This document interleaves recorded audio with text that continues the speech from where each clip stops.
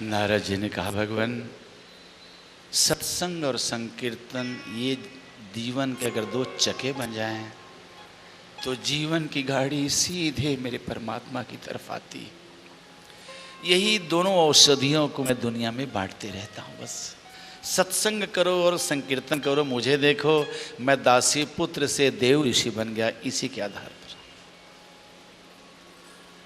इसलिए आप उस प्रेम की चर्चा करें, उस रूप माधुरी को, उनके हास्य को, उनके चितवन को, उधर उनके अधर पल्लों को, एक एक अंग का चित्रण करें भगवान श्री कृष्ण का। आप तो साक्षात कला बता रहे प्रभु। आपने ऐसा कुछ भी नहीं लिखा जिसे फाड़ना पड़े अभी तक। आपने बहुत बहुत दिया है समाज को, बस एक प्रेम शास्त्र और दे दें। और तब नारद जी की प्रेरणा से भगवान व्यासदेव ने श्रीमद् भागवत जी की रचना की। गणेश जी का आह्वान किया, गणेश जी लिखते चले गए। उन्होंने शर्त रखी थी कि आपकी वाणी अवरुद्ध हो जाएगी, आप रुक जाएंगे तो वही मेरी लेखनी को थिरकनी नहीं चाहिए। जहां थिरक गई फिर मैं नहीं लिखूंगा। हर 100 श्लोकों के बाद ऐसा कुटस्थ श्लोक बोलते थे भगवान व्यासदेव कि विवेक के देवता भगवान गणेश जी को भी सोचना पड़ता था। तब तक स्नान ध्यान संध्या गायत्री सब कर लेते थे व्यासदेव। इतने समय तक सोचना पड़ता था गणेश जी को। और तब 335 अध्यायों में 18,000 श्लोकों में श्रीमद् भागवत जी की रचना की। परम शांति, परम तृप्ति की अनुभूति हुई। अब उनके अंतर मन में प्रश्न उठा कि मैंने रचना तो कर दी, लेकिन इसका प्रचार प्रसार कैसे हो? क्योंकि भगवान सुखदेव तो पैदा होते ही भगवान को पाने चले गए थे। तो समिधा की लकड़ी लेने उनके शिष्य वन में जाते थे।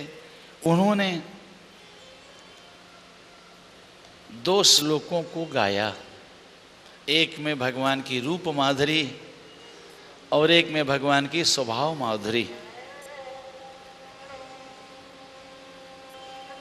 निर्गुण निराकार ब्रह्म के उपासक भगवान सुखदेव थे, याद रखिएगा। लेकिन जैसे श्लोक को सुना, कौन सा श्लोक? बरहा पीड़म नटवर वपुः कर्णयोः कर्णिकारम् बिभ्रद्वासः कनककपिशं वैजयन्तीं च माला।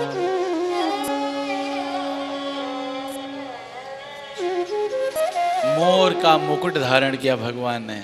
पहला शब्द है बरहा पेड़म, राष्ट्रीय पक्षी है और सृष्टि में यही ब्रह्मचारी पक्षी है जो कभी मोरनी का शरीर का साथ नहीं करता। तब संतानोत्पत्ति कैसे होती है? मयूर जब नाचते नाचते नाचते इतना मगन हो जाता है और जब अचानक उसके पैरों की तरफ उसकी दृष्टि पड़ती है तो पैर उसके सुंदर नहीं है।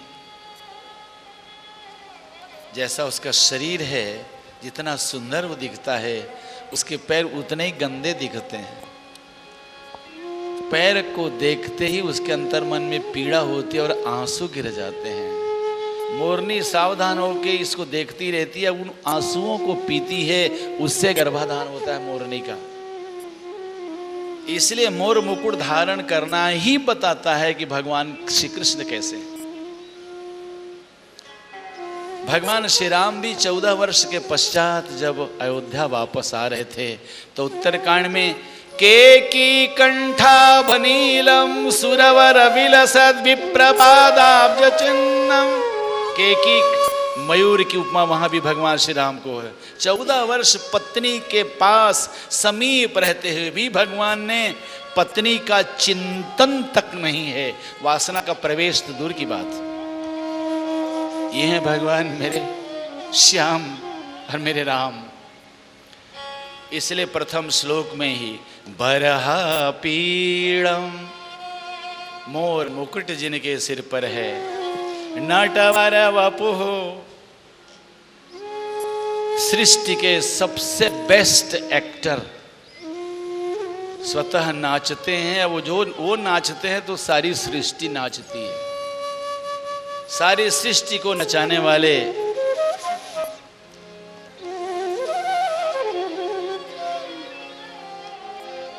नट मरकट इव सब ही नचावत, नट मरकट इव राम खगेश वेदयस गावत, राम खगेश वेदयस गावत, राम खगेश वेदयस गावत। सारे सृष्टि को नचाने वाले मेरे प्रभु, बंदर और मदारी की तरह तो नटवर वपुः कर्णयोः कर्णिकारम, कानों में कनेर के पुष्प की माला पहने भगवान। अब बिभ्रद्वासः कनक कपिशं वैजयंतीं च मालाम, वैजयंती की माला हृदय पर धारण किए हैं और अधर पल्लवों पर बांसुरी को रखकर ऐसा स्वर संधान कर रहे हैं। बरहा पीड़म नटवर वपुः कर्णयोः कर्णिकारं, बिभ्रद्वासः कनक कपिशं वैजयंतीं च मालां, रंध्रान् वेणोरधर सुधया पूरयन् गोपविंदैः, गोप बालकों से घिरे हुए मेरे प्रभु वृंदारण्यम स्वपदरमणं प्राविशत् गीत कीर्ति, गो वत्सों के साथ, गो माताओं के साथ, गोप बालकों से घिरे हुए भगवान अधर पल्लवों पर बांसुरी से स्वर संधान करते हुए वृंदावन में प्रवेश कर रहे हैं। जहां ये झांकी श्लोक की अंतर मन में आई, सुखदेव जी की समाधि टूट गई। प्रश्न उठा, रूप माधुरी ने समाधि तोड़ दी भगवान सुखदेव जी की। सुखदेव जी ने सोचा कि मैंने तो सुना है कि वो माखन मिश्री खाता है, और मैं माखन मिश्री जंगल में कहाँ से लाऊंगा उसको खिलाने के लिए। अगर उनको मैं अपना उपास्य मानूं, अपना इष्ट मानूं, तो फिर माखन मिश्री में कहाँ से खिलाऊंगा। तभी तक दूसरा श्लोक पढ़ा, स्वभाव माधुरी बताई श्लोक में, अहो बकीयम स्तन कालकूटम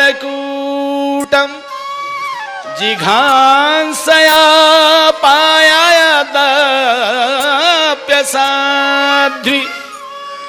लेभे गतिं धातृचितां ततोऽन्यं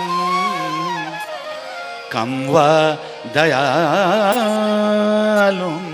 शरणं व्रजे, कं वा दयालुं शरणं व्रज। अहो बकी मतलब पूतना, जिसने अपने स्तन पर कालकूट विष को लगाकर श्री कृष्ण को मारने आया था, आई थी, उसके भी विष को पीकर विष पिलाने वाली, मारने वाली पूतना को जिन्होंने मातृत्व का पद प्रदान किया, तो कम वा दयालुम शरणम भजेम, ऐसा कौन दयालु है जिसकी हम शरण ग्रहण करें। जैसे स्वभाव की चर्चा सुनी भगवान सुखदेव ने, नहीं रोक पाए अपने आप को। जिन्होंने श्लोक पढ़ा था वो भगवान व्यास नारायण के शिष्य थे, उनको भागवत पढ़ाते थे। पूछे कहाँ से मिला ये श्लोक आपको? हरे बोले गोदाम में भरा है आपके पिताजी का, ये तो मात्र 2 श्लोक हमने गाए हैं। तो जैसे बछड़ा पिन्हाई हुई गाय के पीछे पीछे भागता है, ठीक वैसे उन दोनों शिष्यों के पीछे हठात बलात् भागते हुए भगवान सुखदेव आए। और जैसे व्यासदेव ने देखा, हृदय से लगा लिया पुत्र को और पृष्ठभाग को अपने वात्सल्य के आंसुओं से नहला दिया। बोले पिताश्री मुझे भागवत पढ़ाइए। और तब भगवान व्यासदेव ने भगवान सुखदेव जी को भागवत पढ़ाई। पुत्र हैं इसलिए नहीं, अपितु पात्र हैं इसलिए प्रचार के लिए भगवान सुखदेव का चयन हुआ। और तब इसका प्रचार प्रसार भगवान सुखदेव जी के माध्यम से हुआ। यह श्रीमद् भागवत जो भगवान श्री सुखदेव जी के मुंह से निश्रित, एक बार वेदों के कल्प वृक्ष के नीचे भगवान सुखदेव पहुंचे। कल्प वृक्षों ने कहा वेद के, हे ब्रह्मनिष्ठ महात्मन, जो भी हमारे नीचे आता है उसको हम खाली हाथ नहीं भेजते। आपको क्या चाहिए बताइए। बोले मुझे कुछ नहीं चाहिए। बोले हम जानते हैं आप परम संतुष्ट हैं, लेकिन हमारा धर्म है जो हमारे नीचे है उसे हम देते हैं, इसलिए वेदों का परिपक्व फल हम आपको दे रहे हैं। और जब आपके अधर पल्लवों से यह निश्रित होगा तो और मधुर होगा।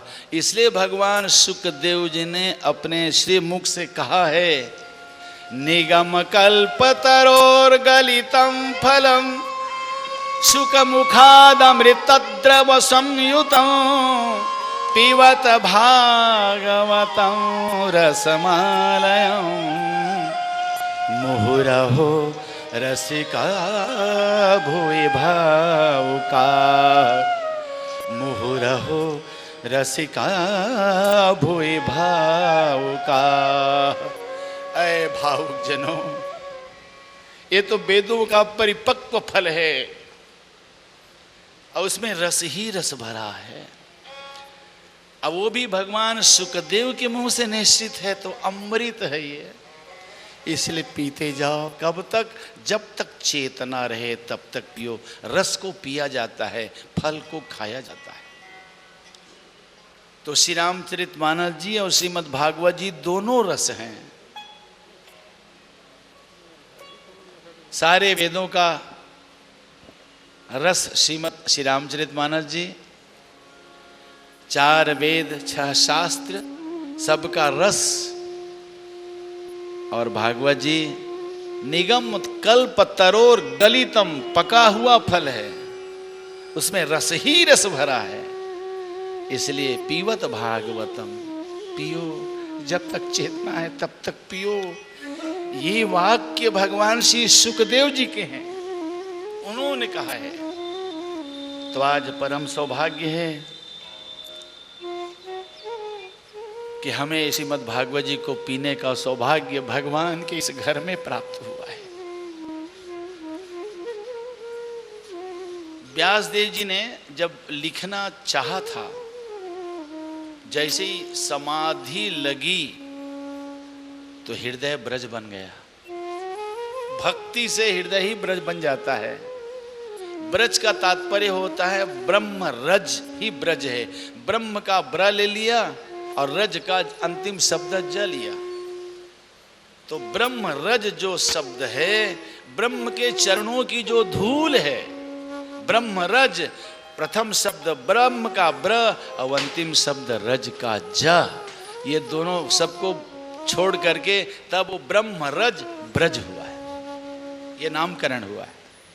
तो ब्रज माने ब्रह्म रज, भगवान के चरणों की अति पावन धूल, नंगे पांव चले हैं, ब्रह्म रज ही ब्रज बना है। इसलिए तो प्रार्थना की गई भगवती राधिका से, है मां तेरे चरणों की गर धूल जो मिल जाए,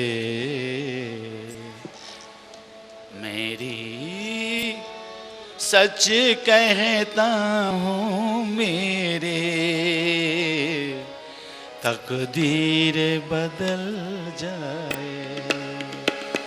ऐ माँ तेरे चरणों की कर धूल जो मिल जाए।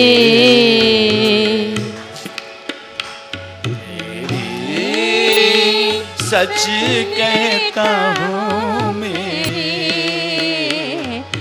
तकदीर बदल जाए।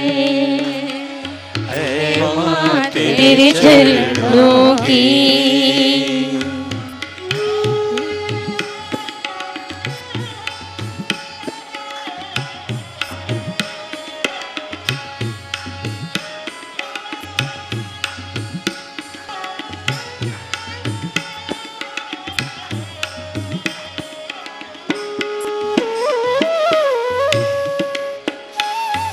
सुनते हैं तेरी रहमत, दिन रात बरसती है।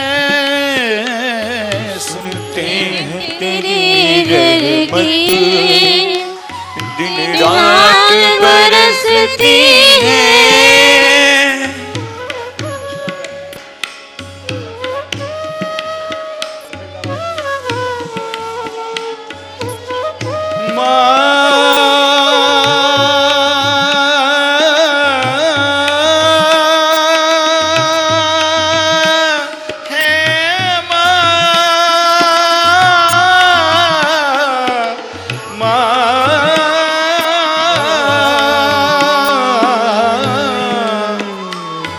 सुनते हैं तेरी रहमत, दिन रात बरसती है। एक बूंद जो मिल जाए, जीवन मेरा खिल जाए, जीवन मेरा खिल जाए। ऐ माँ तेरे चरणों की कर धूल जो मिल जाए मेरी। सच कहता हूँ मेरे तकदीर बदल जाए, तकदीर बदल जाए। ऐ माँ तेरे चरणों की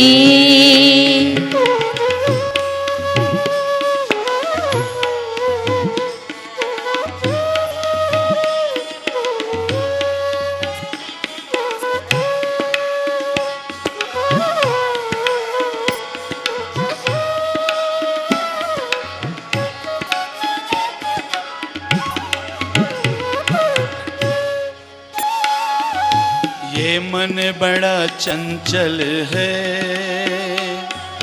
कैसे तेरा भजन करूं।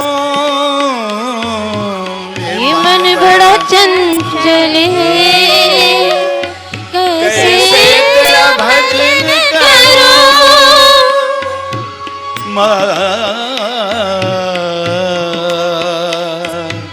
हे माँ,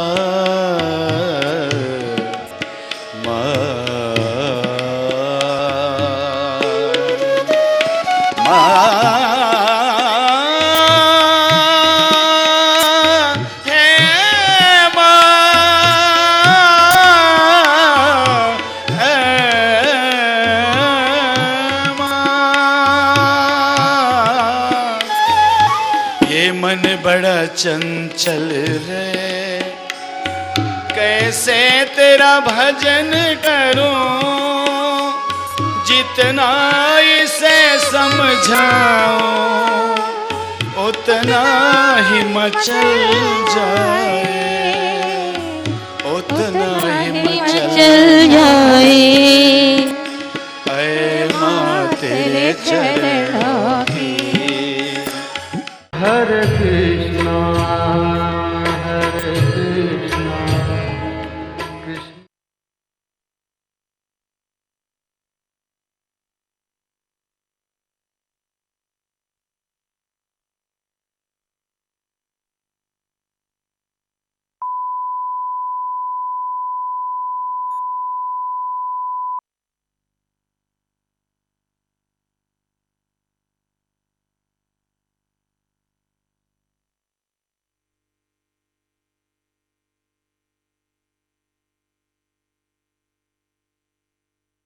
बस आखिरी तमन्ना है माँ, तुम सामने हो मेरे और ये तन ब्रज रज मिल जाए।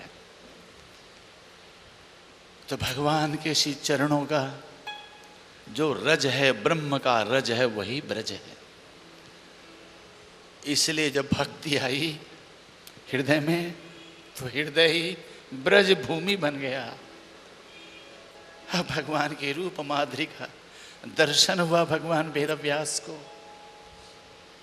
और तब भागवत शास्त्र की रचना की। रचना के पहले, क्योंकि भागवत जी का अंकुरण मृत्यु पर्व से होता है, बहुत ध्यान समझिएगा। जहां जीवन की मृत्यु होती है वहीं से जीवन का अंकुरण प्रारंभ होता है, जिसके कारण बड़ी ममता पूर्ण ढंग से उन्होंने 7 दिनों तक एक आसन पर बैठकर कथा सुनाई, ये अमृत पिलाया, अपनी ममता पिलाई। तब सूत जी ने उत्तर दिया, परीक्षित साधारण नहीं है। परीक्षित जी के चरित्र को बताने के लिए, क्योंकि कृष्ण चरित्र के जन्मदाता परीक्षित हैं, इसलिए महाभारत का यह अंश लेना पड़ा। सुनो परीक्षित कैसे हैं। तो पहले मातृपक्ष को बताया। 5 पुत्रों की हत्या के बाद जब अश्वत्थामा को बांध कर लाया गया, देखते ही कांप उठी। मन में कहा, उन्होंने सोचा कि ब्राह्मण इतना क्रूर कर्म कदापि नहीं कर सकता, अब इसने किया है, इसका मतलब इसका ब्राह्मणत्व मर चुका है, और जिसका ब्राह्मणत्व मर चुका है उसको मारने से क्या फायदा, जो पहले से मरा है। दूसरी बात जो सबसे महत्वपूर्ण है, मेरे पुत्रों की हत्या के पश्चात मैं निपूती हो गई हूं, लेकिन मेरे 5 पति तो हैं। लेकिन मेरे गुरुदेव भगवान द्रोणाचार्य के शरीर छोड़ने के पश्चात मेरी गुरु माता अग्नि संस्कार अपने आप ही कर लेती, सती हो जाती, चिता में जल जाती, केवल पुत्र मोह के कारण जीवित हैं। एक बेटा अश्वत्थामा,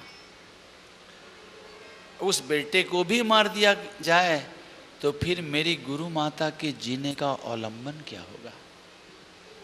मैं सब कुछ देख सकती हूँ, अपनी गुरु माता की आंखों में आंसू नहीं देख सकती।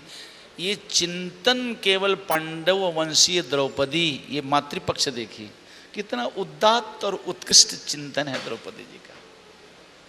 इसलिए उन्होंने कहा अर्जुन से, इन्हें छोड़ दीजिए, छोड़ दीजिए इन्हें।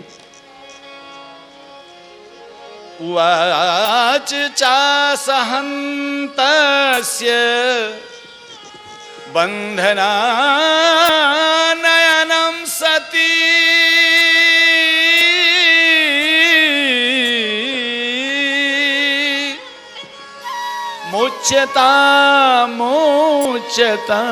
मुच्यतामेष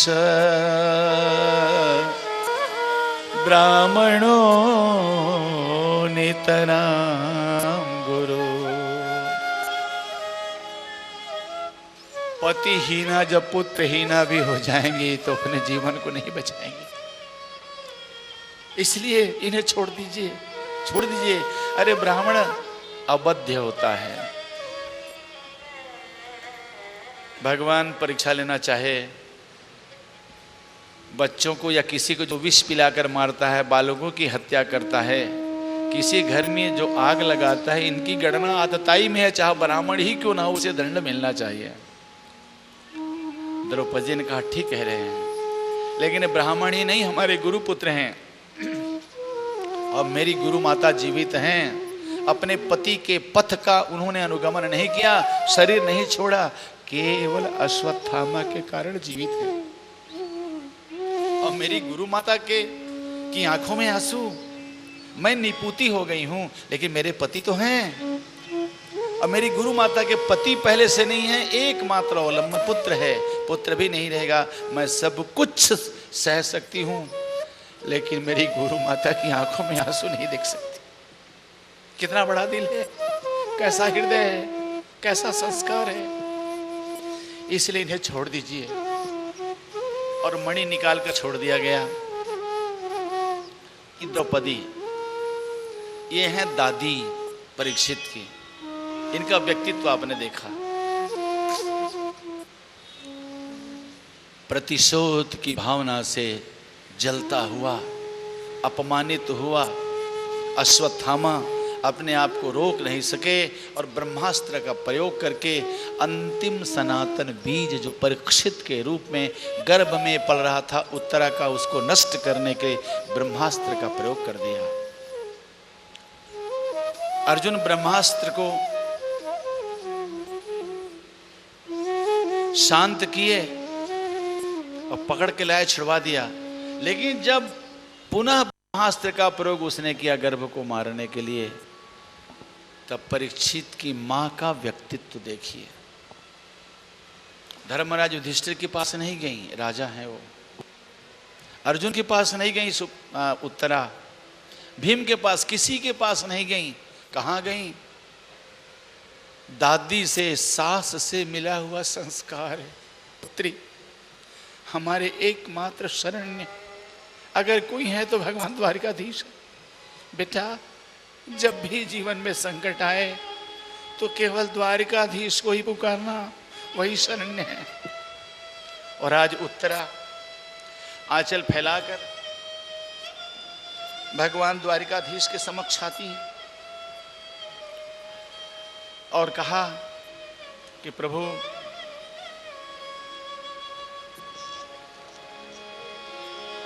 पाहि पाहि महायोगिन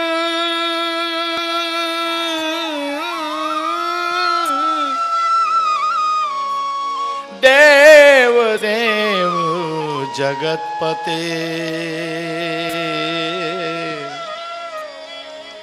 नान्यं तद भयं पश्ये यत्र मृत्यु परस्परम।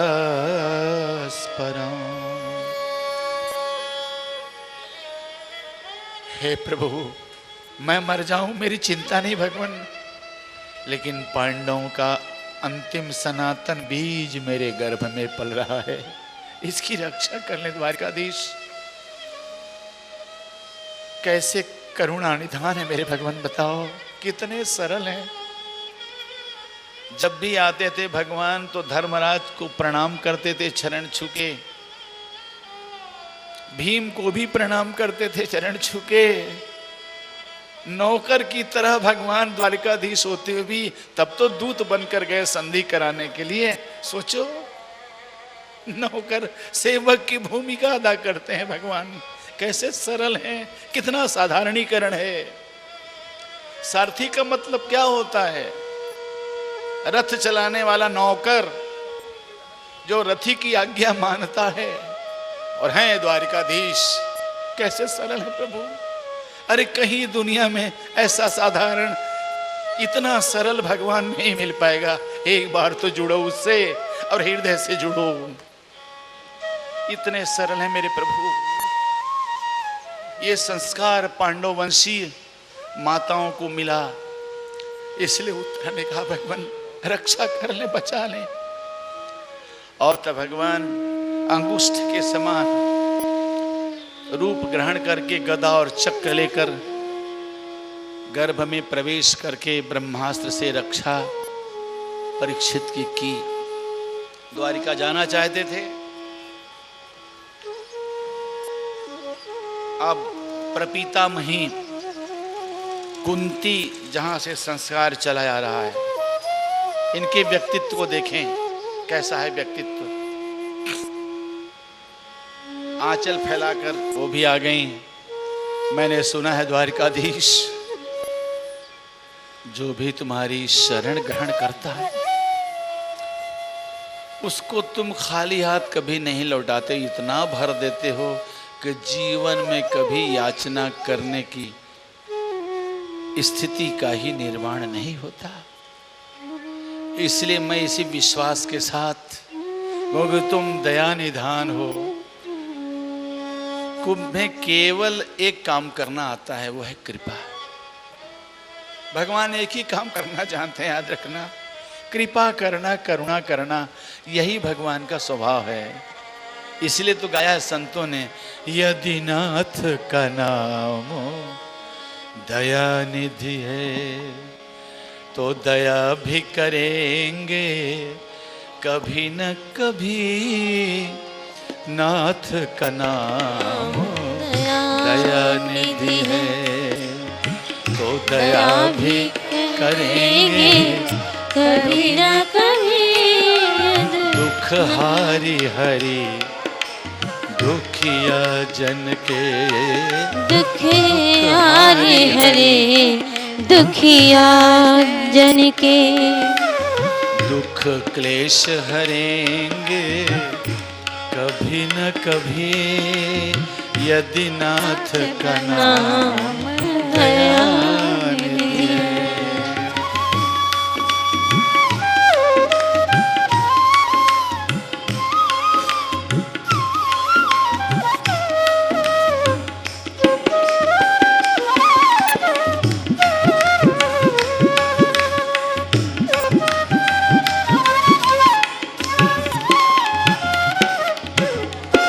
अंग की शोभा सुहावनी है, जिस श्यामल रूप में मोहनी है।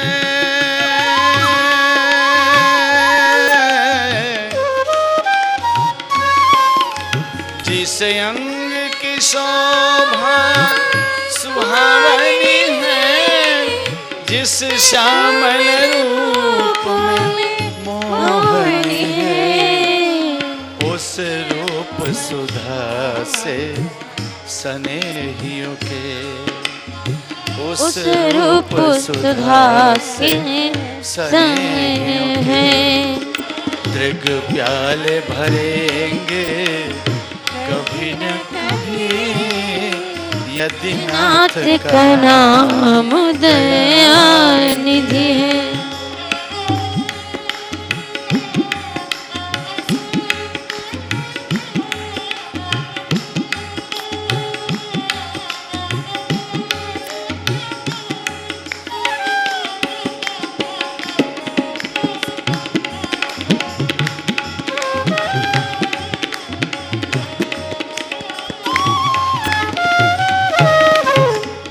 गीध निषाद का आदर है, जहाँ व्याध अजामिल का घर है।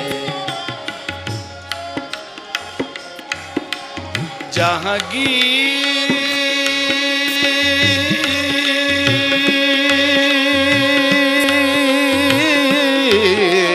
जहाँ गीध निषाद का आदर है, जहाँ व्याध अजामिल का घर है, वही वेश बना के उसी घर में, वही वेश बना के उसी घर में हम जा ठहरेंगे कभी न कभी यदि नाथ का नाम दया निधि है।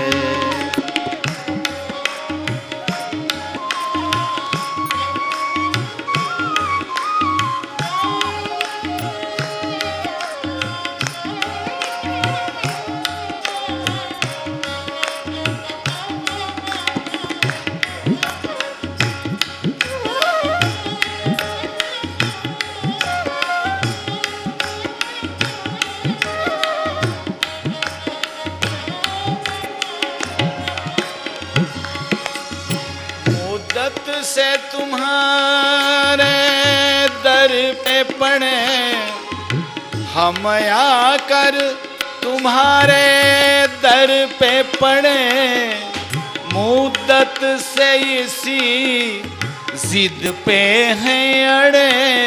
हे श्याम श्याम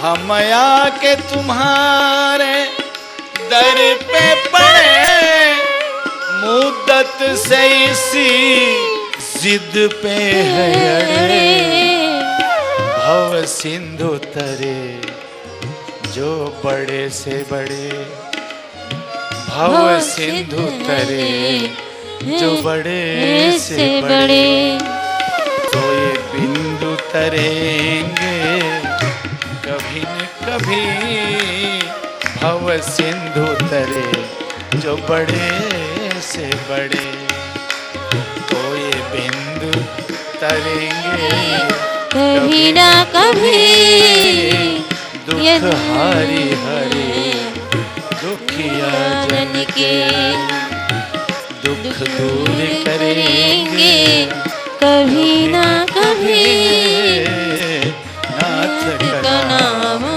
दयानिधि है। तो भगवती कुंती ने कहा, द्वारिकाधीश तुम्हारे दरवाजे से कोई खाली हाथ नहीं जाता है, और इसी भरोसे मैं आज याचना करने आई हूं, मेरी भी झोली भर दो।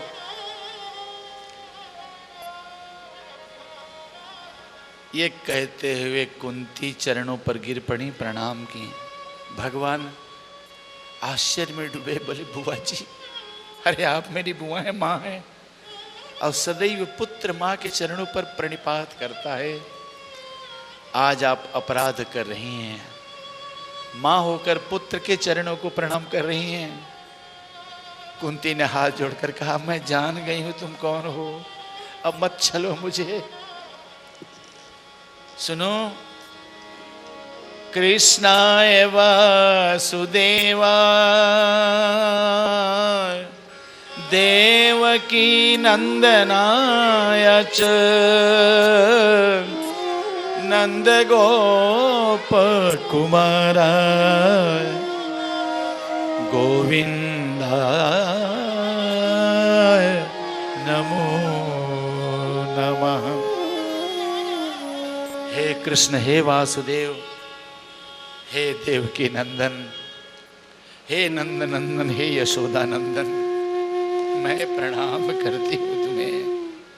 गोविंदाय, गवां विंदती, गोचारण करने वाले गोविंद, मैं तुम्हारे चरण में प्रणाम करती हूँ।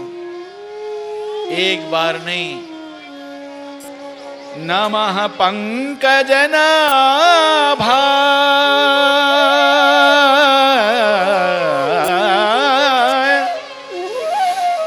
नमः पंकजमालिने। जिनके नाभि से कमल की उत्पत्ति हुई है, उस प्रभु को मैं प्रणाम करती हूँ। दोबारा प्रणाम, तीसरी बार, नमः पंकजमालिने। जिन्होंने कमल की माला धारण कर रखी है हृदय पर, उस प्रभु को मैं प्रणाम करती हूँ। नमः पंकज नेत्राय नमः, नमस्ते पंकजांघ्रये। जिनके नेत्र कमल के समान हैं, ऐसे प्रभु को मैं प्रणाम करती हूँ। इतने बार प्रणाम किया माँ कुंती ने भगवान श्री कृष्ण को।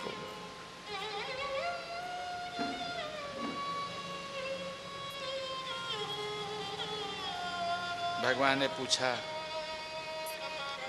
माँ आदेश दे, मैं क्या करूं? बोले, आदेश नहीं, मेरी प्रार्थना है।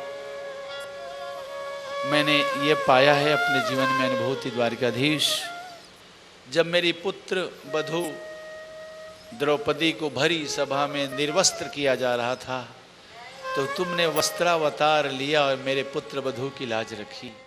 हरे कृष्णा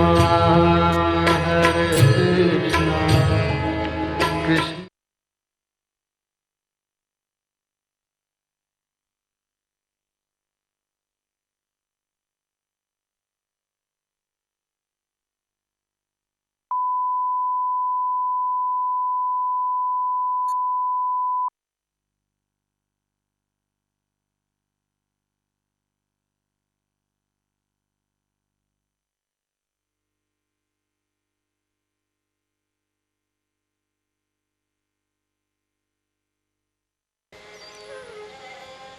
दस 10,000 शिष्यों के साथ दुर्वासा आए थे और तब आए थे जब अक्षय पात्र से द्रौपदी खा लेती थी तो कुछ नहीं मिलता था, और द्रौपदी के भोजन करने के पश्चात 10,000 शिष्यों को लेकर दुर्वासा आए थे। तो तुम आए और उसमें कहाँ से मिलेगा, धो के रख दिए थे, लेकिन तब भी एक अन्न का दाना तुमने निकाला और खाया, और तुम्हारे खाने से ही उनका पेट ऐसा भर गया कि डर के मारे भाग गए, हमको कहीं भोजन में ना बुलाएं, डकारा आ रहा था उनको। तो तुमने लाज बचाई। मेरे पुत्रों को लाक्षागृह में जलाने क्या क्या कुटिल साहस किया था, प्रयत्न किया था, तो तुमने लाज बचाई। मेरे पुत्र भीम को जहर मिला हुआ, विष मिला हुआ लड्डू दिया गया था, तुमने प्राण की रक्षा की। तो मैंने अभी तक पाया है द्वारिकाधीश कि जब जब हम पर विपत्ति पड़ी है तब तक तुम्हारा सामीप्य हमें मिलता रहा है, और आज मैं राजमाता बन गई हूं, पद है, प्रतिष्ठा है, तो तुम हमें छोड़कर जा रहे हो। तो इस पद प्रतिष्ठा को साथ साथ ले चलो, मुझे नहीं चाहिए। मैं जानता हूं स्वार्थी लोग अपने स्वार्थ को सिद्ध करने के लिए दुनिया वाले मेरे पास आएंगे, रिश्तेदार आएंगे, संबंधी आएंगे, मित्र मंडली के लोग आएंगे, दुनिया आएगी मेरे पास, लेकिन तुम नहीं आओगे। तुम तब आते हो जब विपत्ति आती है, और हमें तुम्हारा सामीप्य चाहिए। ये सुख, ये सुविधा, ये प्रतिष्ठा, ये पद, ये सब तुम ले लो। मुझे विपत्ति के वो शूल, विपत्ति के वो कांटे जो निरंतर जगा के रखते थे और निरंतर तुम्हारा स्मरण दिलाते थे, तो वह दुख पूजनीय है मेरे जीवन में, जो तुम्हारा स्मरण दिलाते रहें। इसलिए मुझे वही विपदा लौटा दो। ध्यान देना, विश्व के इतिहास में द्रौपदी जैसी क्षमाशीला नारी, भगवती कुंती जैसे याचना करने वाली नारी नहीं मिलती। क्या याचना करनी चाहिए भगवान से, कुंती मां से सीखिए। उन्होंने दुख मांगा है, वो दुख जो तुम्हारी याद दिला दे, वो दुख जो तुम्हें दिला दे, तुम्हारा सामीप्य दिला दे, वो दुख मेरे लिए पूजनीय है। वो विपत्ति के बादल हम पर टूटते रहें ताकि तुम हमारे समीप रहो। ये पद, ये प्रतिष्ठा तुम अपने पास से ले लो, मुझे नहीं चाहिए। जो प्रमाद ला दे, अहंकार ला दे और तुमसे दूरियां बढ़ा दे। इसलिए भगवती कुंती ने विपत्ति मांगी भगवान द्वारिकाधीश से। विपदः सन्तु नाशाश्व तत्र तत्र जगद्गुरो। इसलिए मुझे विपत्ति दे दो। यह है मातृपक्ष, ध्यान दीजिएगा, परीक्षित का ये संस्कार मिला है। और पितृपक्षों का आप देख लें, अर्जुन को देखें, कितना समर्पण, कितना विश्वास। महाभारत का जब युद्ध होने वाला था तो अर्जुन पहुंचे भगवान के चरणों में, बेटे सहलाने लगे। दुर्योधन आया था तो सिर की तरफ सिंहासन पर बैठ गया। अर्जुन के हाथों का कोमल संस्पर्श प्राप्त कर भगवान नेत्र खोले, बोले अर्जुन कब आए? बोले अभी अभी आया सरकार। कैसे आए हो? तब तक दुशासन ने कहा मैं भी आया हूं। भगवान ने पलट कर देखा, अच्छा अच्छा आप भी आए हैं, लेकिन मेरी दृष्टि तो पहले अर्जुन पर पड़ी है। जो आपके चरणों की तरफ बैठेगा उस पर आपकी कृपा बरसेगी, कि जो सिर पर चढ़कर बैठेगा उस पर कृपा बरसेगी। संस्कार देखिए इनका, चरणों के पास बैठे थे, एकटक भगवान के चरणों को निहारते थे, सहला रहे थे अर्जुन। बोले मांगिए क्या चाहिए? अर्जुन एक बात स्पष्ट कर दूं कि एक तरफ मेरी नारायणी सेना रहेगी और दूसरी तरफ निशस्त्र मैं रहूंगा, केवल मैं। अर्जुन की आंखें गर्म हो गईं। बोले भगवान ये क्या कहते हो आप? आपने क्या समझा अर्जुन को? आज अर्जुन को मर्माहत किया है आपने। अरे त्रैलोक्य की राजलक्ष्मी हमें नहीं चाहिए, हमें केवल आप चाहिए, केवल तुम चाहिए। कैसा विश्वास। दुशासन दुर्योधन डर रहा था कहीं बाजी न मार ले। अब नारायणी सेना मांगी तो जो भगवान की सेना है वो सेना अपने स्वामी पर प्रहार करेगी। तलवार जड़ है वो नहीं जानेगी, लेकिन आदमी जड़ थोड़ी है। परिणाम क्या हुआ, उसी नारायणी सेना के चलते पूरे कौरव समाप्त हो गए। केवल भगवान चाहिए। ये देखो संस्कार,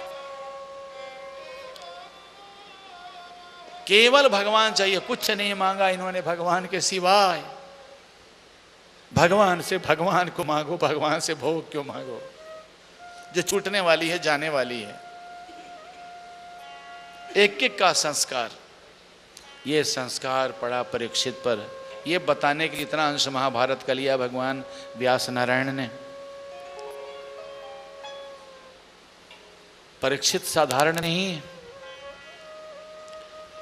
इतनी शुद्धिता उनके घर में थी। मातृपक्ष की शुद्धि आपने देखी, पितृपक्ष की शुद्धि आपने देखी, अन्न शुद्धि, अधर्म का एक अन्न का टुकड़ा उनके घर में नहीं आया था।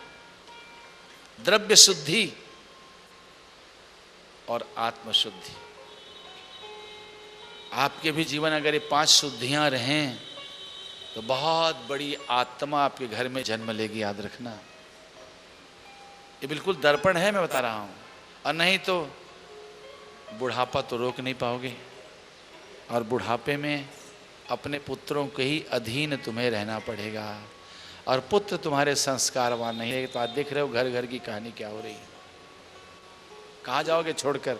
अरे उठने की ताकत तो खाट से नहीं रहेगी, तो अपने पैर में कुल्हाड़ी मत मारो, रिक्वायरमेंट पूरा कर देना। ये माता पिता समझते हैं कि हमने अपने कर्तव्य का निर्वहन किया, गलत सोच रहे हो, बिगाड़ रहे हो। धनवान बनाने की कोशिश मत करो, अपने पुत्र को संस्कारवान बनाने की कोशिश करो। संस्कारवान रहेगा तो सैकड़ों उसके पीछे जिएंगे, और संस्कार विहीन होगा तो अय्यासी हो जाएगा, शराबी हो जाएगा, व्यभिचारी हो जाएगा, पता नहीं क्या क्या लतें आ जाएंगी। इसलिए संस्कारवान आवश्यक है। यह संस्कार बताया पांडवों का। इसके बाद पितामह भीष्म के पास गए। भीष्म ने भगवान से कहा कि प्रभु आप आए हैं, आंसुओं से अर्घ्य दिया पितामह भीष्म ने। द्रौपदी से कहा पुत्री ये जानती हो कौन है? एक साक्षात भगवान है। द्रौपदी ने कहा पिताश्री आप जब जानते थे कि ये परमात्मा है तो फिर जानबूझकर आप कौरवों के पक्ष में क्यों रहे? पितामह भीष्म ने कहा पुत्री ना तो मैं पांडवों के पक्ष का हूँ और न ही मैं कौरवों के पक्ष का हूँ, मैं तो भगवान श्री कृष्ण के पक्ष का हूँ। मैं इसलिए कौरवों के पक्ष था कि कौरवों के पास में रहने पर मैं सामने मेरे प्रभु का दर्शन प्रतिक्षण कर सकता था। और इन्होंने ही तो कहा है राम के रूप में, सन्मुख होई जीव मोहि जब ही, सन्मुख होई जीव मोहि जब ही, जन्म कोटि अघना सही तब ही, जन्म कोटि अगना सही तब ही। तो सम्मुख होने के लिए, इनका दर्शन प्राप्त करने के लिए पुत्री मैं सामने था। ये तो हम उसी दिन समझ गए थे जब अर्जुन को युद्ध क्षेत्र के बीच में तर्जनी उठा उठा के परिचय दे रहे थे कि ये दुर्योधन है, ये जयद्रथ है, ये अश्वत्थामा है, ये द्रोणाचार्य हैं, पितामह भीष्म हैं। जब ये उंगली उठा के इशारा किए तभी हम समझ गए थे कि हम गए।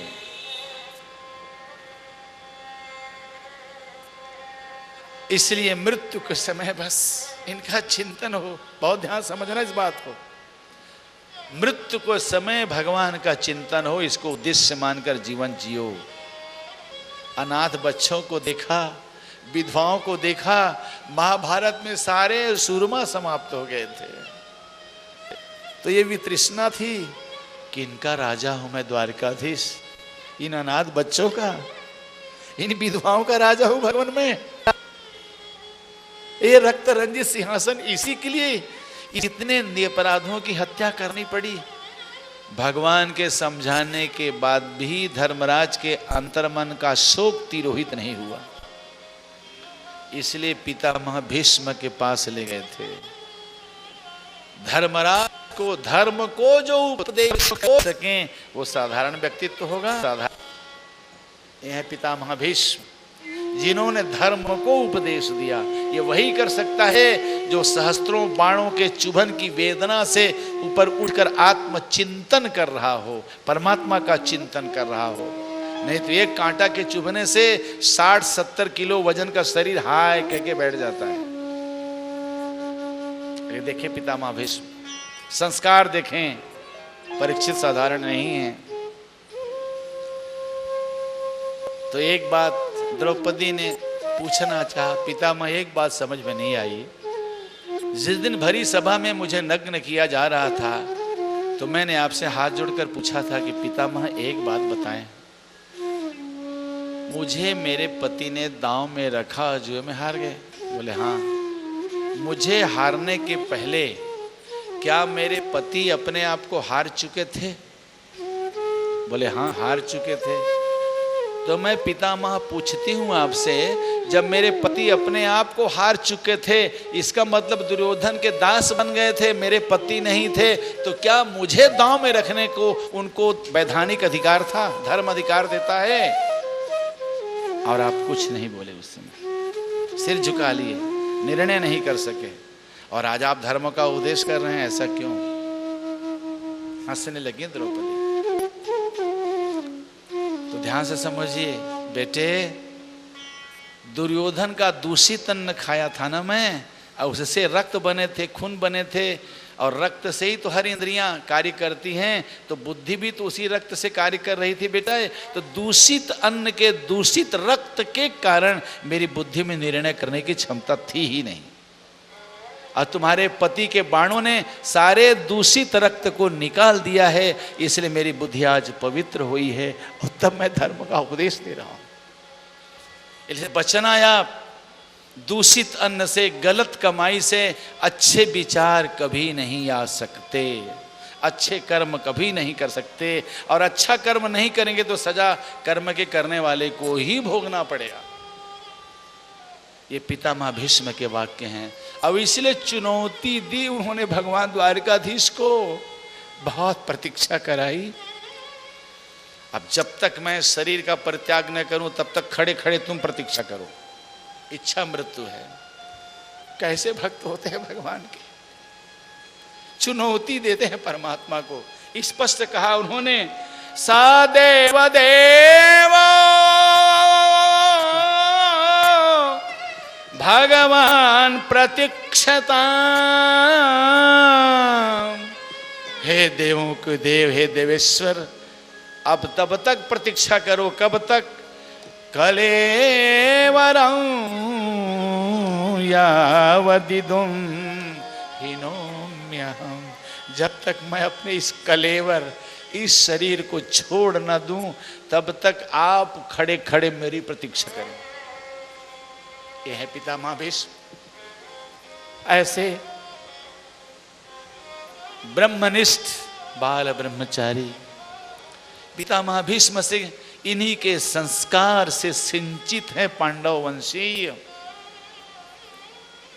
यही कारण है कि मातृ शुद्धि, पितृपक्ष शुद्धि, द्रव्य शुद्धि, अन्न शुद्धि, वंश शुद्धि कुल मिलाकर, और उसके बाद आत्म शुद्धि, ये 5 शुद्धियां उस परिवार में थी।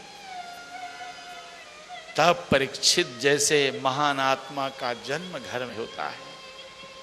आज कृपा है, पता नहीं कितनी अनंत आत्माओं को परीक्षित जिन्हें मुक्ति प्रदान की इस भागवत के माध्यम से। ये भागवत को प्रदान परीक्षित ने किया है। कृष्ण चरित्र के जन्मदाता हैं वो। लिखा भले भगवान व्यास देव ने है, लेकिन भगवान सुखदेव ने जैसी व्याख्या की, परीक्षित आधार नहीं बनते तो कैसे भगवान सुखदेव सुनाते? क्योंकि सुत शौनक संवाद जो हुआ है उसमें यज्ञ प्रमुख था, भागवत गौड़ थे। यज्ञ करने के बाद जो समय बचता था उसमें सत्संग करना चाहिए, तब भागवत कहते थे। और लोक कल्याण के लिए भगवान व्यासदेव ने रचना की है। मैत्रेय विदुर संवाद बहुत बाद में चला है, लेकिन मेरा तात्पर्य है कि परीक्षित और निर्गुण निष्ठ भगवान सुखदेव केवल आत्म कल्याण के लिए, जीव मात्र के कल्याण करने के लिए हमारे और आपके लिए कथा कही गई। तो परीक्षित के हम सभी ऋणी हैं राजर्षि के, ये परीक्षित हैं। भगवान द्वारिका चले गए, पितामह ने अपने शरीर का परित्याग किया, इच्छा मृत्यु थी।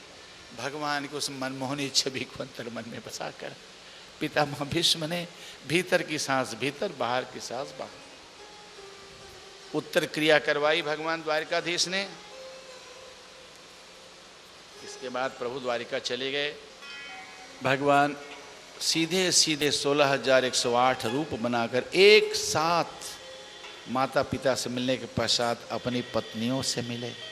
इस लीला का चिंतन करना, एक साथ जो 16,108 रूप बना सकता है, अमोघ अनंत वीर्य सर्वशक्तिमान परमात्मा है। तुम उनके अंश हो, उनके पुत्र हो, इसलिए वो ऊर्जा परमात्मा ने तुम्हें दी है। वो तुम्हारी ऊर्जा ऊर्ध्वगामी होनी चाहिए, तुम्हारी वृत्तियां ऊर्ध्वगामी हों। इधर परीक्षित जी का जन्म होता है, ज्योतिषियों के द्वारा नामकरण होता है। ज्योतिषियों ने बताया सब तो ठीक है, लेकिन बस तक्षकादात्मनो मृत्युम द्विजपुत्रोपसर्जिदात्, तक्षक के दंश से इनकी मृत्यु होगी। धर्मराज चिंतित हो गए। उन्होंने कहा चिंता मत करें, भगवान सुखदेव को आचार्य बनाकर गंगा जी के किनारे ये अपने स्वरूप में स्थित हो जाएंगे। इनको माध्यम बनाकर भगवान कुछ करना चाहते हैं। अर्जुन भी द्वारिकाधीश के साथ चले गए थे, महीनों बीत गए थे, नहीं आए थे। इधर अपशकुन दिखने लगा था, कलयुग का लक्षण। अर्जुन जब आए, निस्तेज अर्जुन, कृष्ण के बिना अर्जुन में कोई तेज नहीं। पूछा द्वारिकाधीश की कुशलता, बोल नहीं सके, आंसुओं ने उत्तर दिया। भगवान के एक एक गुण और उपकार की याद करके पांडव विह्वल हो गए। धर्मराज चाहते थे कि परीक्षित को राज्य देकर हम द्वारकाधीश की शरण में चले जाएंगे, लेकिन जब द्वारकाधीश ही स्वधाम गमन कर गए हैं तो परीक्षित तब तक 36 वर्ष के हो चुके थे। इसलिए परीक्षित का राज्याभिषेक किया। अब इसके बाद कृष्ण के बिना जीवन की कल्पना तक पांडव नहीं कर सकते। कृष्ण के बिना जीवन ही नहीं है, इसलिए उन्होंने स्वर्गारोहण किया। आप भी मृत्यु के पहले स्वर्गारोहण कर लो।